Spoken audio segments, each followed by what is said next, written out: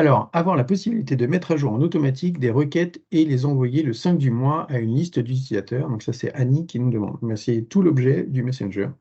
C'est de pouvoir exécuter vos rapports de façon régulière ou sur alerte.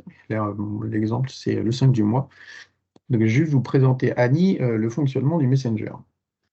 Le principe du Messenger, ici, donc c'est un outil que vous pouvez lancer depuis la barre d'outils du Builder, mais vous pouvez lancer aussi de façon autonome depuis Windows. Ici, donc l'interface est assez simple. Vous avez sur la gauche un explorateur où vous pouvez créer des dossiers pour organiser vos diffusions et puis vous créez des diffusions ici en faisant nouvelle diffusion et vous avez différents types de diffusion.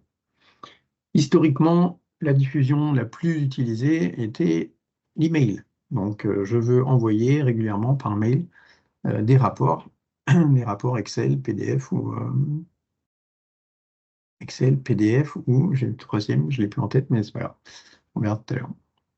Donc là, dans l'exemple, j'ai pris deux exemples et on va faire l'exemple historique. J'ai fait une diffusion par mail. Donc le principe, c'est que je suis l'expéditeur, je veux envoyer mon rapport à l'équipe commerce. Quel est mon rapport? Je vais vous le partager. Il est là. Alors j'aurais pu le sélectionner aussi d'ici et l'ouvrir d'ici, hein, mais voilà, c'est un rapport. Il arrive.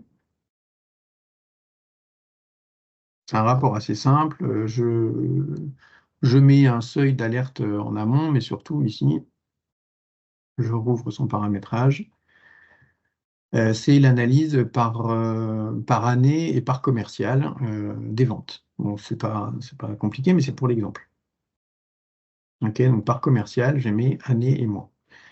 Et là, vous voyez que ici, j'utilise un attribut, mais on le verra plus tard. Donc le principe Annie, c'est que dans le Messenger, vous venez configurer vos destinataires comme un mail, hein, vous définissez un objet, et donc là, c'est les ventes de, et là, je mets element name, c'est le nom du fichier, le corps du mail, on verra qu'il y a pas mal de questions aussi sur le corps du mail, comment le paramétrer, etc.